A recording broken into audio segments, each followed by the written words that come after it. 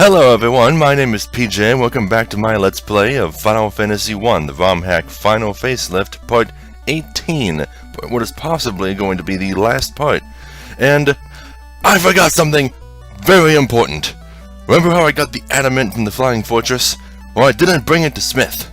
I totally forgot. I even saw it in my inventory a couple times. Anyway. Adamant, now let me make the sword for you. Here, the best work I've ever done. It is my gift. There. We have the Excalibur now. I am giving that to Zash. And then I'm gonna give the defender to Dune. There. That's pretty much it. Everyone has their last weapons, and I can mostly throw everything else away. But I'm gonna do all of that off screen. I have a lot to do. I had to get all the way back to where I was in the Chaos Shrine before, so I'm gonna cut away and I'll see you back there. Oh hey look!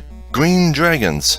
In the North American version of the NES version, they were called gas dragons, because they're poison elemental. All of the evil dragon colors from D&D are represented in this game, except for black dragons. There are no black dragons because there's no acid damage in this game.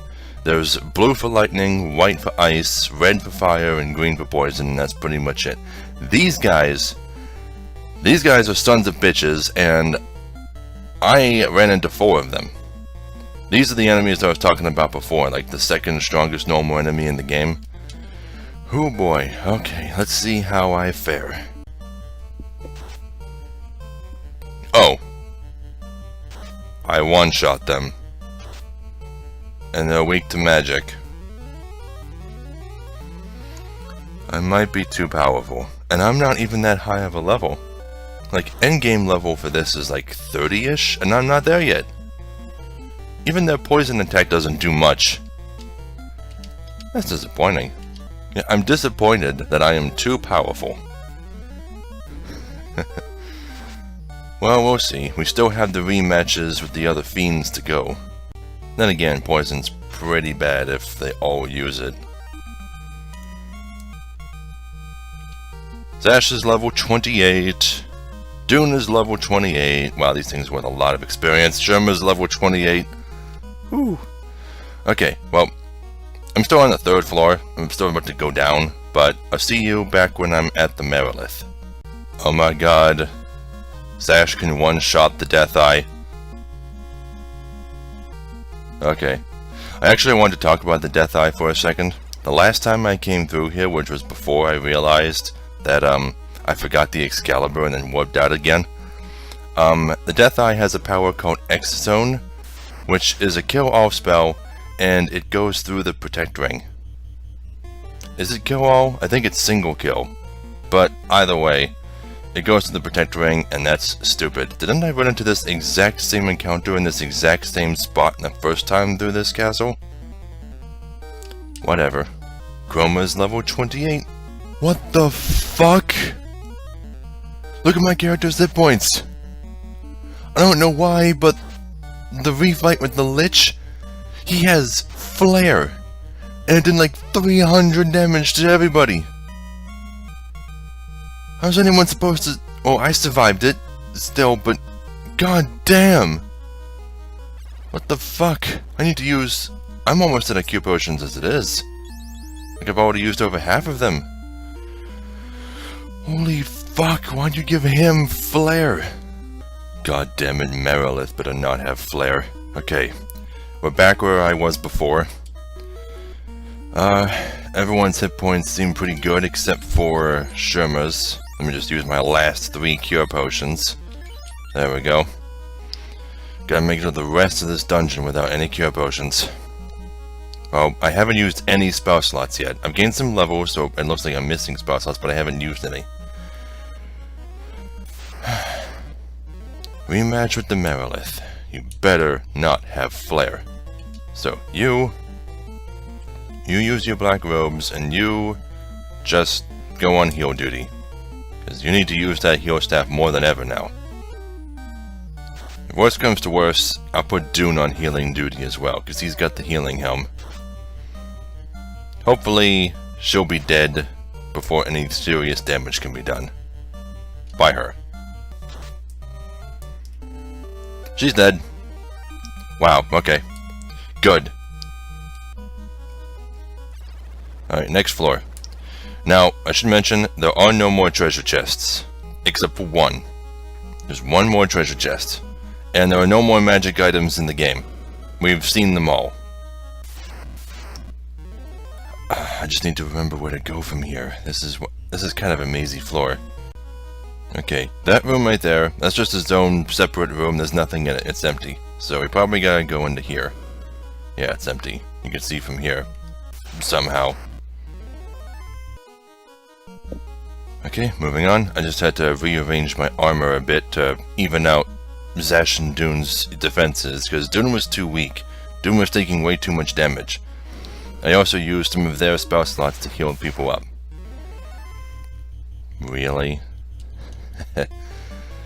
This might be a good opportunity actually to start healing. Yes, having both of them heal every round is a good idea. Okay, and from here you come up to this room, go over here. If you go east, this floor is kind of symmetrical. That just leads back to the beginning, the other side. There's two different doors you can lead here eventually, but you want to go south from this room.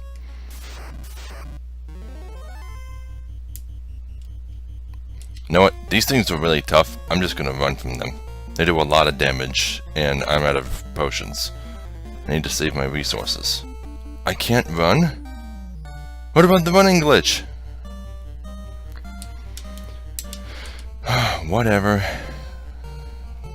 Watch it turn out that this ROM hack actually fixed the running glitch. That'd be great, wouldn't it?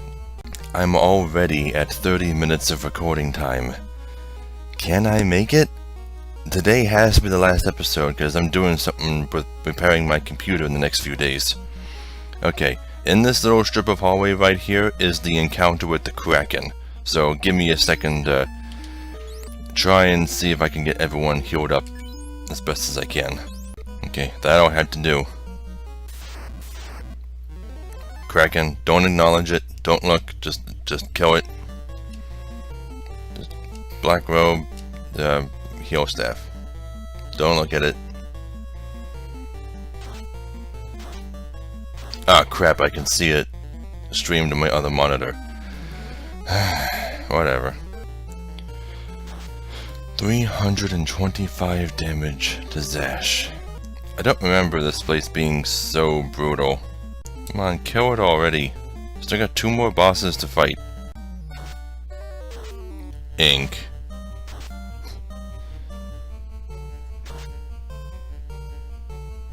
Ink is his blind all attack, by the way. And he's dead. Good. Alright, how's everyone doing on health? Alright, now I gotta start using Sherma's spell slots. If it really comes to it, I might have to leave this dungeon and come back. And just run from every encounter. Okay, this room.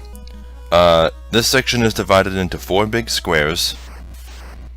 The exit is in the northeastern square. Pretty easy to get to. Can I run? I'm gonna try to run. Whew, okay. 4 big squares. Exits in the northeastern square. That's pretty easy. And there's a little hallway there with Tiamat in it.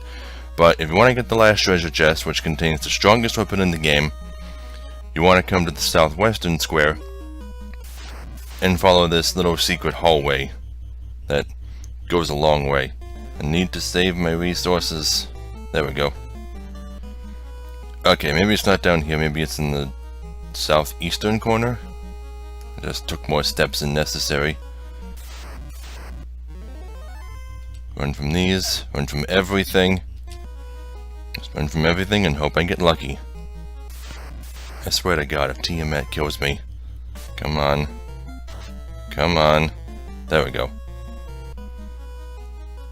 Okay, down here. Down this winding... Maybe it's supposed to be a staircase? I don't know. Or just a diagonal hallway and they couldn't do diagonals.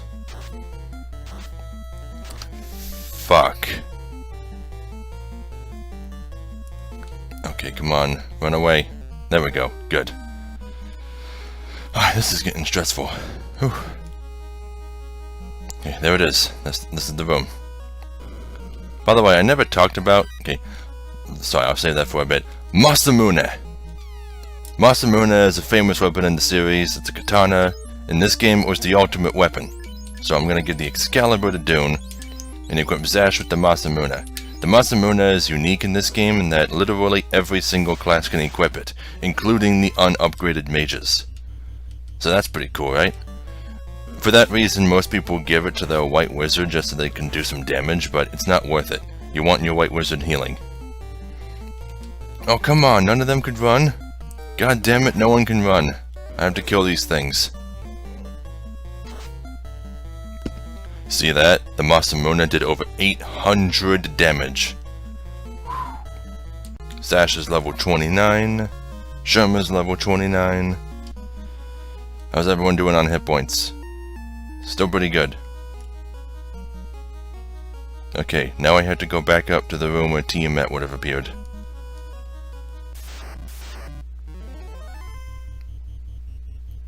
I can't run from these things. I had to kill them. By the way, purple worms are another D&D monster. They appear in the Underdark. They're pretty much the strongest creatures in the Underdark. It might seem to make sense to you that they appear in one of the deepest, most underground levels of this dungeon, but they also appear in the above ground floors. So that doesn't make much sense. Okay, what I was going to talk about before I picked up the Masamune, Dune's level 29, is that it makes absolutely no sense why the exit spell should work to get you out of this dungeon in any version, because you're in the past. Can I run from these? So you're telling me that the exit spell can warp you into the future? So the exit spell has time travel ability. That doesn't make any sense. Now, if they had just removed the ability to get out of the dungeon with exit and added the portal that they did in the remakes, then it would all make lore-friendly sense. But I suppose the only reason they kept the ability to warp out with exit and added a portal in addition to it was just so that players would have an easy way to get out of the dungeon, even though it makes no sense. Anyway, Tiamat. I can't run from these fights, can I? Most likely not. I'm not gonna risk trying. So, everyone just use your best shit, except for Chroma, you save Flare for the final boss. And Sherma, you spam heal staff. So, same as usual. 285 damage to Tiamat. Decent, I guess? 153. Okay, good. Bane, I think, is Scourge. Pretty sure. And that's a death all attack. But it shouldn't work because I have Protect Rings. I don't... No, but I guess I can't rely on Protect Rings as much, huh? Since there are things that can go through it. Like the Mind Flayer attack and X-Zone. She's dead. Wow, that was easy. Okay, I might be able to do this, because the last floor has no encounters. I can just get to the stairs. Yes! Okay. Here we are. The last floor. Last floor of the whole game. Oh boy. Okay. Wait. The pillars in this floor are shaped like a triangle. That's odd. In the remakes, it's shaped like a hexagram. Kinda like the Star of David. I wonder if that was an uncensored thing that the ROM hacker forgot to decensor. Oh, a censored thing. Yeah. So, does that guy look familiar? Huh? Huh? Well, let me heal up before I talk to him. I got pretty close to max money. I could have shown off the overflow glitch, but I don't have time. So, let me heal everyone up with the last of my low-level spell slots, and we'll see how we do. Okay. I used a lot of my lower-level spell slots for healing. I am out of cure potions. And almost everyone is level 29.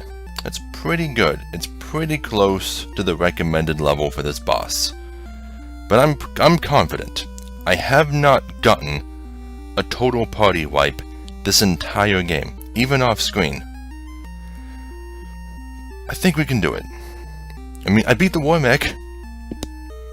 But the difference between the War Mech and the final boss is that while the final boss doesn't have quite the same damage output, it has double the health. So it might kill us before we kill it. So, if this guy looks familiar, he should. Remember me, Garland? Your puny lot thought it had defeated me, but the four fiends sent me back 2,000 years into the past. This is the guy the Circle of Sages were telling us about. From here I sent the four fiends to the future. The fiends will send me back to here, and the time loop will go on. So, this is what really confuses me about the time loop. Garland and the four fiends all die in the future. So at what point are they sent back in time? Are they sent back in time after they die? Is it their spirits that are sent back? Or are they not normally supposed to die in the future? Because here's the idea, here's the theory. The Light Warriors are not from this planet. They come from another world entirely. That's why they have no hometown. That's why they have no backstories or no explanation as to where they came from. In Dissidia, at the end of the game, after the time loop in that series is broken, the Warrior of Light, the supposed main character of this game, shows up in Cornelia with a crystal in his hand. Stop turning yellow. God damn it, this webcam. Fucking Simpsons effect. Anyway. Warrior of Light shows up in this world with barely any memory of where he came from. Come on. Whatever. With one of the crystals in his hands. And it's supposed to be believed that he's the only Warrior of Light and that he's not part of a group like this game would have you believe. But Dissidia messes with Final Fantasy 1's story so much while at the same time trying to explain everything. Like, one of the explanations as to why Lucan knew all of this was going to happen is that he interviewed one of the Lufenians' experiments and then made the prophecy public and then warped into the future in order to see it unfold. I don't know. And supposedly Garland here is the product of the ancient Lufenian civilization, like they made him as their ultimate biological weapon, and then he destroyed it all, using the Four Fiends' help. I don't even know where the Four Fiends come from. Maybe they're just gods that exist in a paradoxical time loop and they don't have an origin. I don't know. This story is too complicated for an NES game, so now I'm gonna kill him. After 2,000 years, I will be forgotten and the time loop will close. I will live forever, and you shall meet doom. Chaos. Good. The sprite was not changed. Okay, let's do this. So, you two attack. Chroma, you... let's see. I want you to cast Slow. It might not work, but I have to lower his damage output. And you, Sherma, you cast Save 2. Now the thing about Chaos is that he has a lot of AoE attacks. So it might not be all that effective to use Save 2. Oh, well, okay. I guess he does occasionally use physical attacks, but not that often. Look at that, we've already done about 500 damage to him. He's a quarter dead. He only has 2,000 hit points. But okay, let's do it. Let's crush this guy. Chroma, you used Slow 2. I didn't catch if it worked, but you got 2 casts of Flare, so use them. Sherma, you... let's see, who'd you just attack? Dune? Cast... Cure... No, cast heal 2. 224 damage. Come on, let's do it. Let's do it. Crack. Uh-oh. I think that's Quake. But it didn't work. Thank God for Protect Rings. Flare. 158 damage. Pretty good. Okay, keep attacking. You cast your last Flare slot. And you keep casting Heal 2.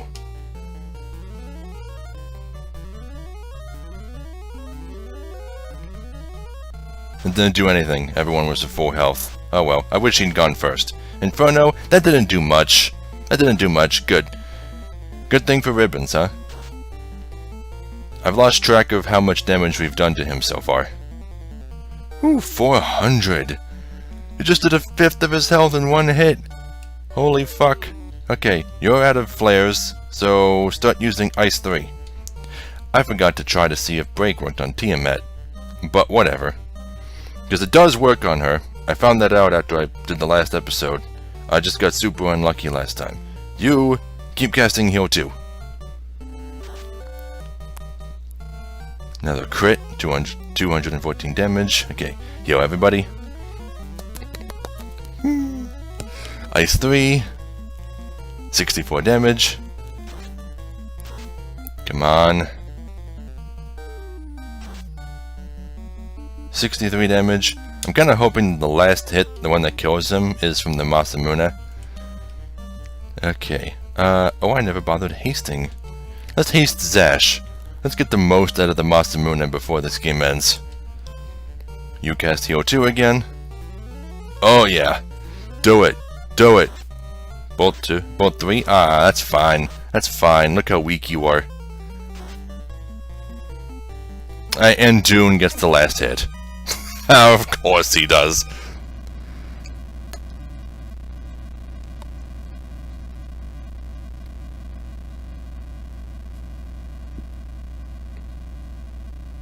Now this effect of him seeming to degrade on screen was a really, really difficult thing for the NES to do.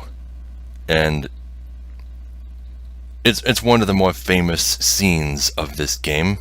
This is pretty much a Square showing off. But it became a recurring theme in the series for bosses to disintegrate upon death. The time loop is now broken. The 2,000-year-long battle is over. Peace prevails.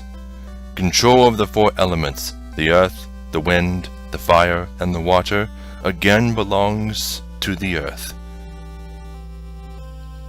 Garland's hatred burned for 2,000 years. That hatred led the four powers to this world.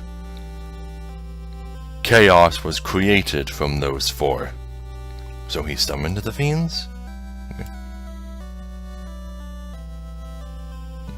Evil dominated the world and covered it in darkness.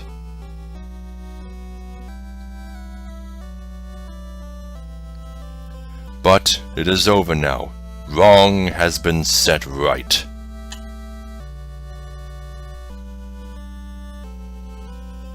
The Light Warriors are returning. As they travel in time, the world returns to normal. Sarah and Jane wait for them. Of course, Garland does too. But when did it ever happen?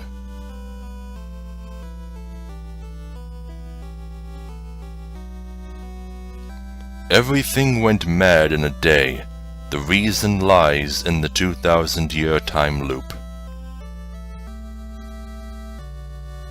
The four chose to become one force and fight against the four evil forces that set darkness upon the world. When the four return, it will be to their past.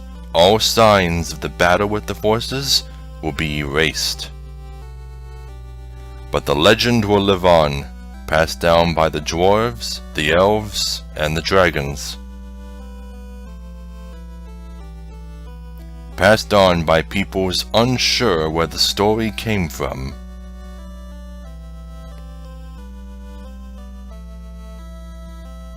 The Light Warriors return from their journey back in time 2,000 years. Their memories stored deep in their hearts will protect the world.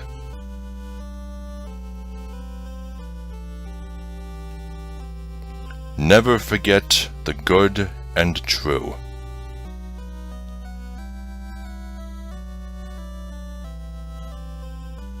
Never turn the four powers to the dark side.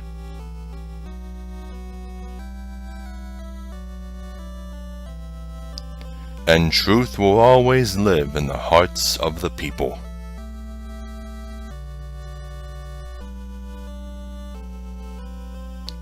The warrior who broke the 2,000-year time loop is truly a light warrior. That warrior was you. May the crystals always shine!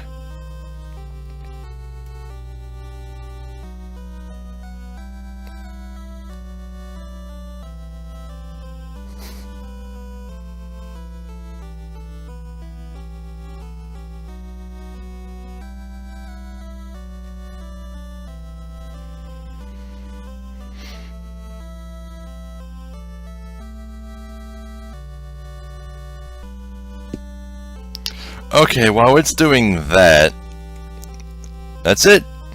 That's the end of Final Fantasy I. Pretty cheesy ending, right? And none of it makes any sense. If we undid the time loop and all traces of the battle were erased, how does anyone remember everything? Do they just remember it in their souls or whatever? And also, you caught how it said that Garland would be waiting for them too. Garland is alive. We saved him from the time loop. So he no longer has any hatred in his heart. He's no longer stuck in a time loop that makes him immortal, and now he can go on living his life normally as the strongest knight in Cornelia. And Dissidia kind of alludes to that. The Garland in Dissidia is convinced that nothing can break the time loop and that he is doomed to fight for all eternity. And the Warrior of Light promises that he will break the time loop and that he will save Garland, to which Garland just scoffs and draws his weapon. But it's all pretty cool. None of it makes any sense, but it's an epic enough story, especially for the first Final Fantasy. That's pretty crazy. So, that's it. And Final Fantasy games have a habit of locking the game up when they reach the end screen. So, that is my first Let's Play. There were some bumps here and there. I started off kind of quiet and dark, didn't have much lighting, didn't have the best editing skills. Whew. It's been fun. This was really fun. I didn't think I would do an episode a day. But yeah. Now it's time to talk about the future of this channel. I want to do so many more Let's Plays. Can we fix this Simpsons effect, please? God damn it. I had to figure out what's causing that. I also had to get myself an outro and a Patreon, and I want to post about this channel on Reddit. I got a lot to do. But the next few days, there's not going to be any videos, because I'm going to try and get my computer repaired, because it's been a piece of shit ever since I bought it. It's buggy and glitchy and freezes and stuff, and crashes, but whatever. I don't have any money, so I can't afford a better computer, or better software, or a capture card, or anything like that. So the games that I can Let's Play are limited. I can only pretty much play games that I can emulate, which is pretty much pre-turn of the century stuff, and games that I can run on my PC normally, like PC games. Like anything that I can run on Steam, I can probably do a Let's Play of. Which means that all of the wonderful PlayStation 2 games that I have, I cannot play yet. And that makes me sad. But that's the nature of it. I did say in the first episode that I wasn't going to be playing any games that I did not own or that were censored. And I'd rather not play any censored games if I can help it, but there are still a lot of games that I love that are censored. And I've been told that it would still be interesting if I played those games anyway and pointed out the censored parts. And, bitched about them. And games that I don't own, like games that are either ridiculously rare or were never released in my country, I'm probably gonna play them anyway.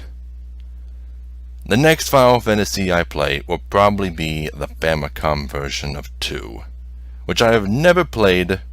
I've played and beaten all the remakes, but I've never played the original, so that'll be fun, won't it? But the next game I'm going to play will be a completely blind Let's Play. I've never played it before, I barely know anything about it, and I don't know how it will go. I've never done a Let's Play before. It could be awkward, because I won't have as much to talk about. Maybe I will. It'll be a new experience for me. It'll be like I'm starting over again. But we'll see how it goes. Either way, I want to thank the few people who thus far have watched the entire series. Most of my videos get like 10 or less views, but everyone's been pretty supportive of me so far. Except for one anonymous person who left a dislike on one of my videos, but whatever. I understand. So yeah, thank you all so very much for watching. If you liked this Let's Play, please share it with everybody. I want more criticism. I want more...